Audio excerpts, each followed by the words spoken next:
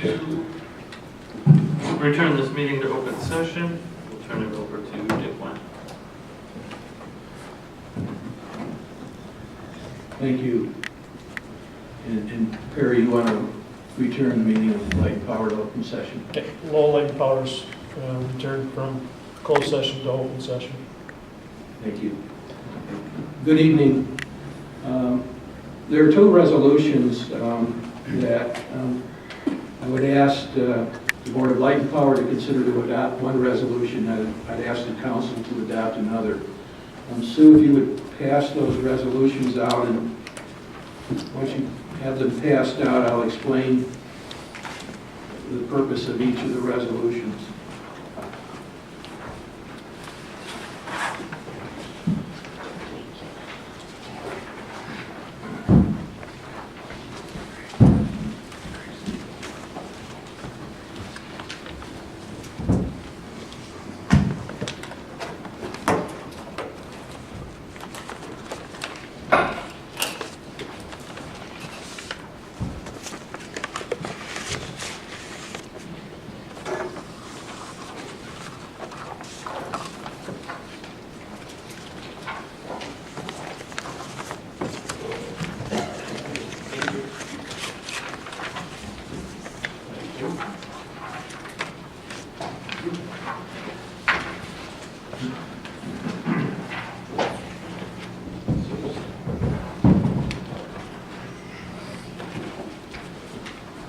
The first resolution is a resolution to be considered by the Board of Light and Power. And for those of you who don't know, the Board of Light and Power are these folks that are sitting in front of me.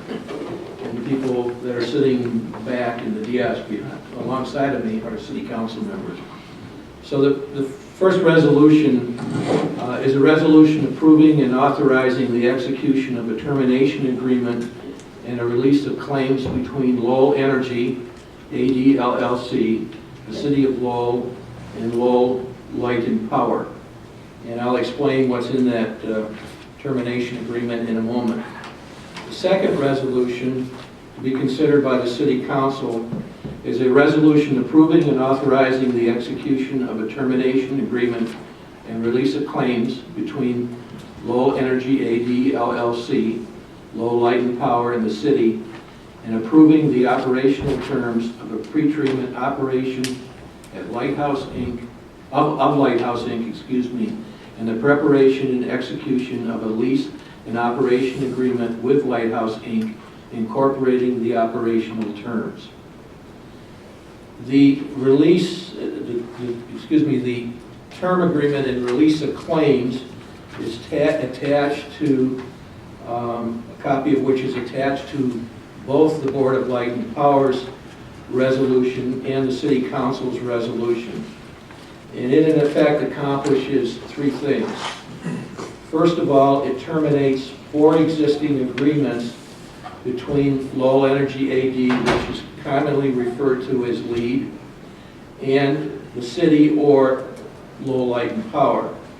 2 agreements are with the city of LEAD. That's a lease agreement that was entered into in 2013, and a biogas facility operation agreement, which was also entered into in December of 2013. The 2 agreements with Lowell Light and Power are a power purchase agreement, which was entered into in December of 2013, and a transportation agreement, which was entered into in November of 2014. The termination and release agreement would, first of all, terminate all of those agreements effective, if approved, tomorrow. And as a part of that, the LEAD would agree to pay all back utility bills, which is to the tune of some $10,000 plus, and would agree that they would get all of their equipment out of the facilities no later than June 30th, or if on an earlier date someone else acquires that equipment, then they would get out at that time. The agreement also is a mutual release of all claims, and so LEED, the city, and Light and Power agreed to release each other from any claims that they have with respect to the agreement, with respect to the premises of 625 Chatham, or with respect to any operations at that facility. The third thing that is accomplished by the termination agreement is a covenant not to sue. So all of the parties to the agreement, all three parties would agree not to sue each other in any respect with respect to any of the agreements, the operations at the premises, or anything else to do with the premises at 625 Chatham. Finally, although not a point here, I do point out that the agreement requires that all parties to the agreement refrain from making any disparaging, demeaning, or negative comments about one another. This agreement is up for consideration by the Board of Light and Power, and it's the only thing they have to consider, and is also one of two things that the City Council has to consider. The other item that the City Council has to consider are the terms of an operational agreement and the authority to enter into a lease and an operations agreement with respect to that operational agreement. And that is attached, along with the termination agreement, is attached as an exhibit to the resolution, the City Council resolution. And just to summarize the provisions of that agreement,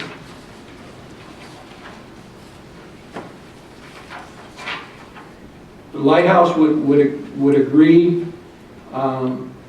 to lease some space at 625 Chatham, significantly less space than was leased to LEED, for the pretreatment of its processed water.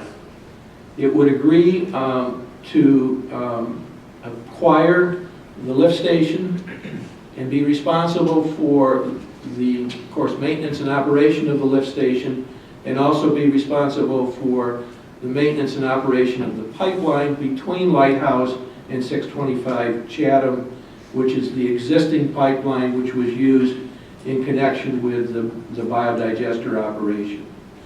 The Lighthouse would agree to only send processed waste to the pretreatment facility. There would be no manure, or fats, oils, or greases that were shipped or transferred there in connection with the LEED biodigester operation. Lighthouse would agree to remove all biodigester equipment from the site and not to operate a biodigester on that site.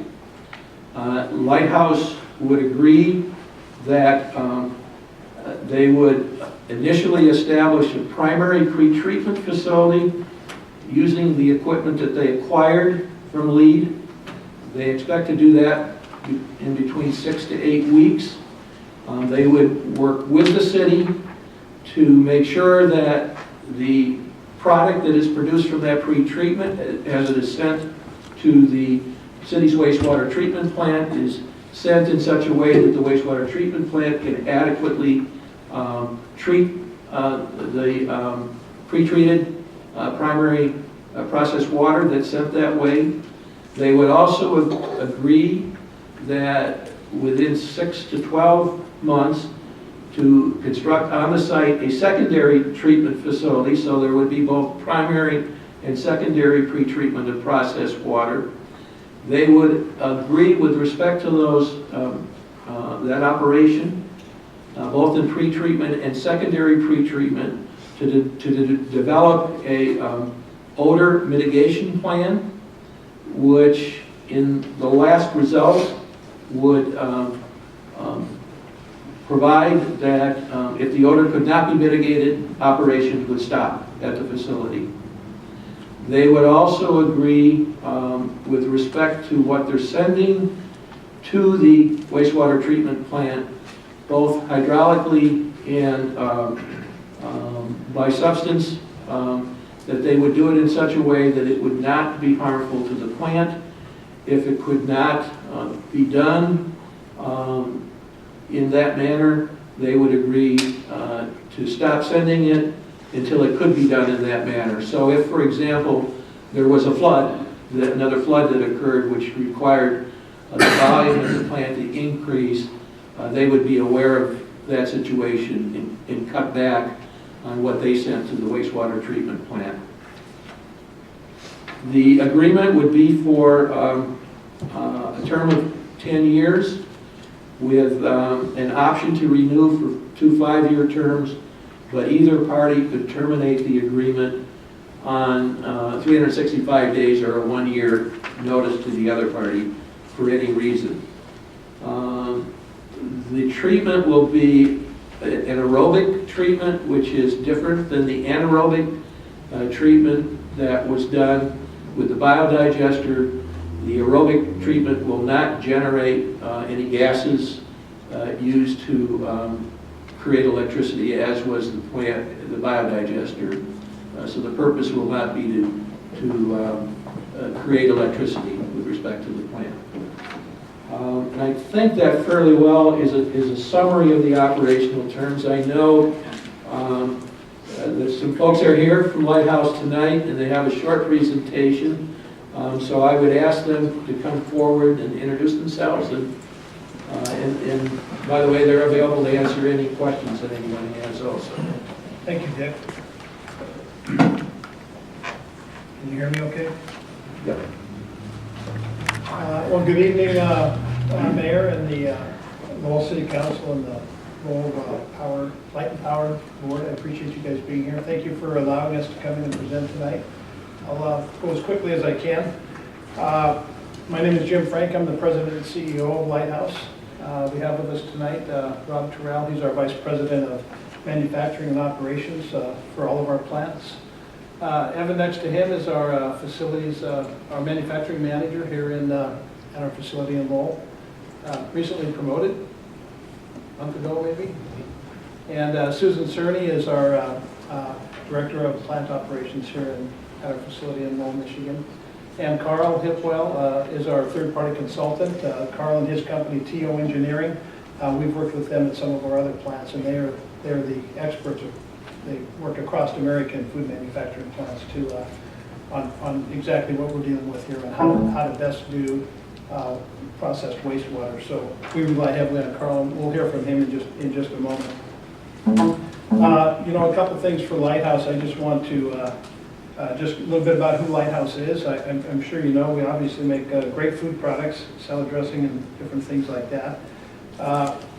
We are right now. We've been growing like crazy in the last 2 or 3 years. We're in over 26,000 grocery stores in the U.S., Canada, and Mexico. So our success of our brand and our products is doing really, really well for us. So we're excited about that. And most of that growth has been centered here in Michigan. This plant is by far and away our largest producing plant, and we've made some big investments here. So, we have 5 manufacturing plants in our company in 3 states. We're in Utah, Michigan, and Idaho, and we have 5 manufacturing plants. And we do our processed wastewater in all of those facilities.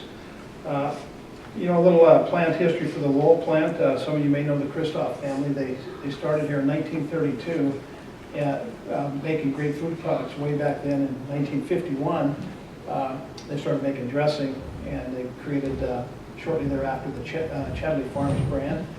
And then in 1997, we merged with Lighthouse merged with the Christoph family, and it was kind of a match made in heaven. They really excelled at food service business, and we excelled at the retail, and the two came together. And that's what brought us to Michigan. So we're pretty proud of the history of both of our plants.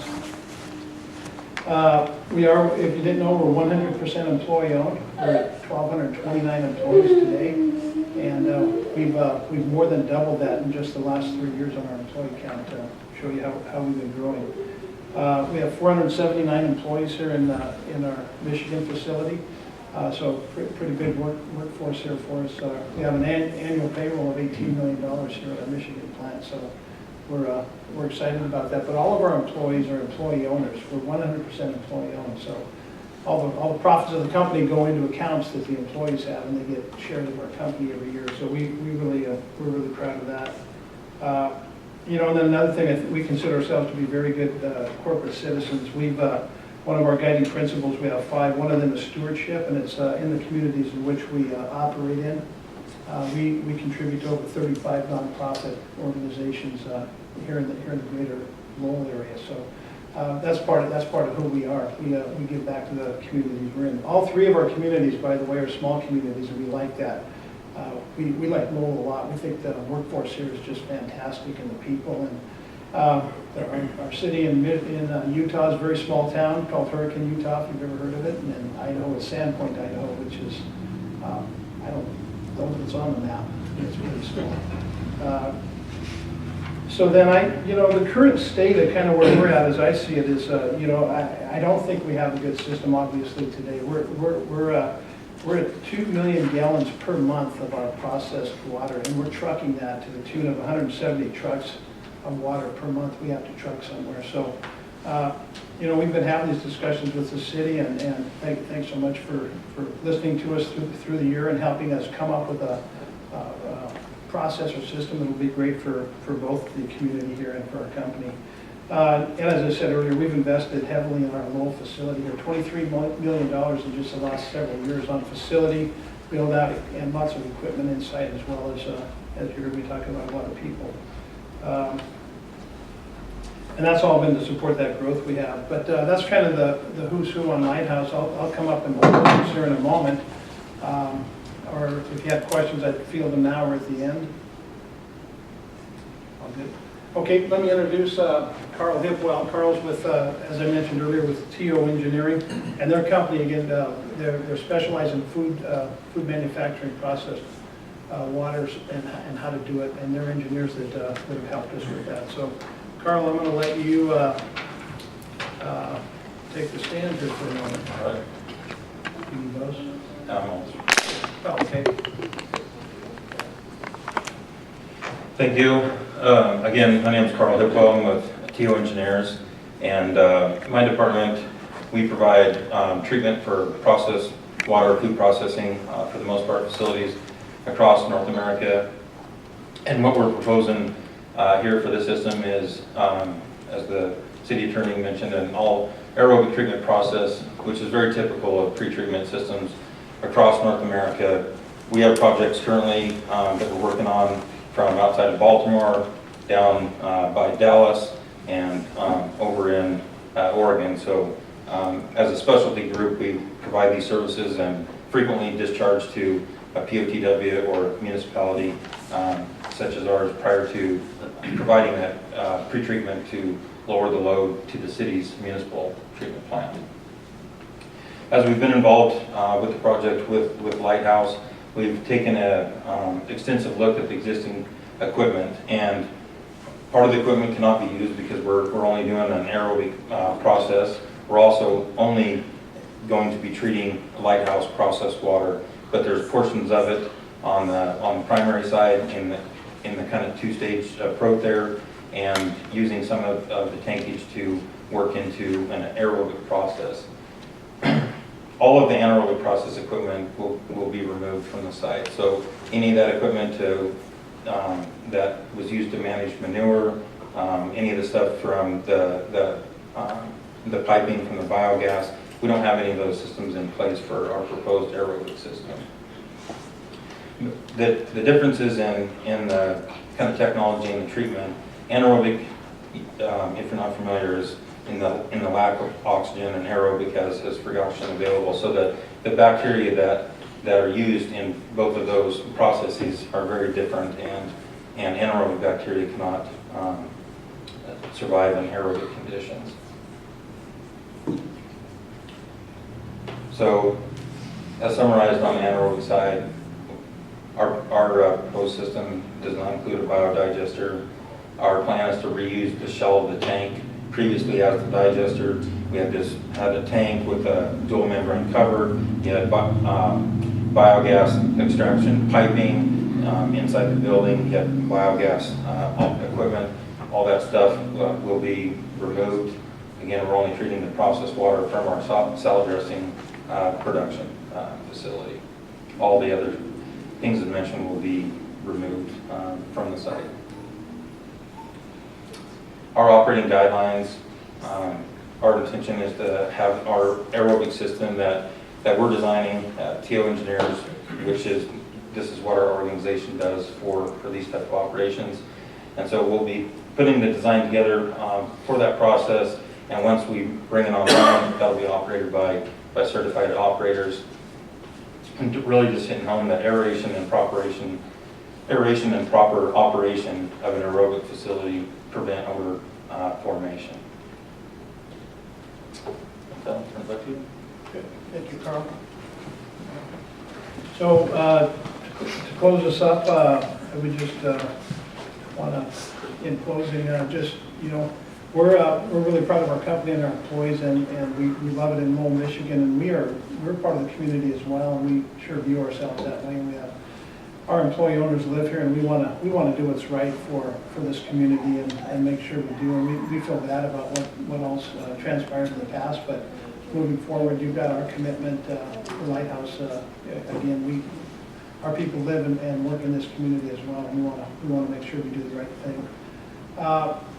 You know, I guess to close, you know, we just asked Lighthouse, we asked you, all the folk in favor of Lighthouse, to help us with this project, and we'll put the right plan together with Carl's help, and we'll do it the right way. So, in closing, I ask for your support of Lighthouse.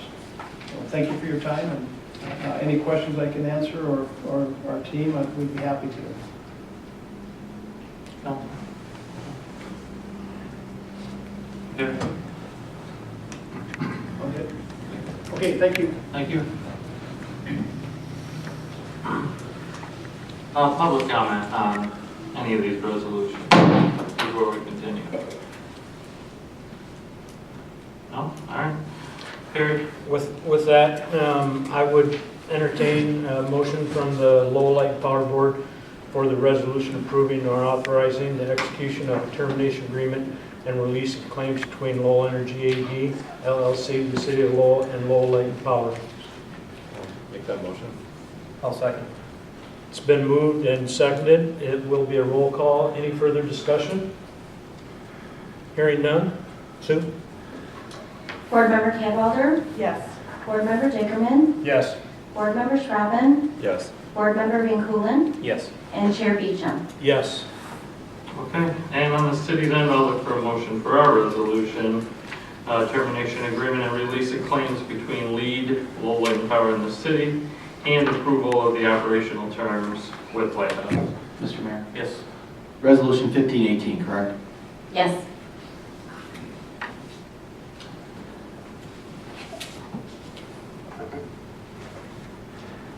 I'll make that motion, excuse me, for Resolution 1518. I'll support. Okay, discussion or changes, questions?